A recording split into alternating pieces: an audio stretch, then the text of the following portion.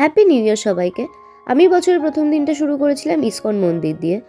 ISKCON মন্দিরে ঢুকেই আমি দেখতে পাই প্রচুর মানুষ বসে আছে এবং নামগান সংকীর্তন হচ্ছে এবং সত্যি খুব ভালো লাগছিল। একটা অন্যরকম অন্যরকমই লাগছিল পরিবেশটা তখন। সবাই একসাথে নামগান করছিল।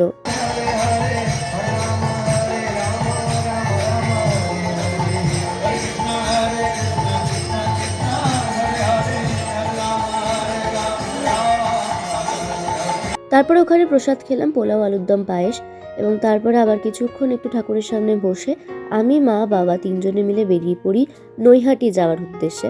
আচ্ছা, নৈহাটি বলতে কার কথা প্রথম মাথায় আসে? বড় মা। হ্যাঁ, আমিও বড় মাকে দেখতেই ওখানে গেছিলাম। জীবনে প্রথমবার আমি নৈহাটি বড় মাকে দেখতে গেছি। আমি সেদিনকে পুজো দিইনি ঠিকই, কিন্তু মায়ের দর্শন পেয়ে এসেছি এবং প্রচুর ভিড় ছিল।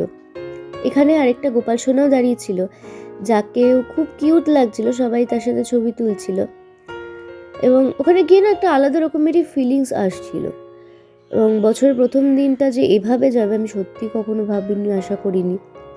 বড় মাকে দেখে আমি সত্যি ভেতর থেকে একটা আলাদা রকমের স্যাটিসফ্যাকশন এসছে। তো যাই হোক, এইভাবে বছর প্রথম দিনটা কাটাই এবং তারপরে বাড়ি চলে আসি। তোমরা বছর প্রথম দিন কেমন করে কাটালে আমাকে কমেন্ট করে বলো। আর দেখা হচ্ছে পরের কোনো ভিডিওতে। ততক্ষণ ভালো থেকো, সুস্থ থাকো, টাটা। সবাইকে হ্যাপি নিউ ইয়ার।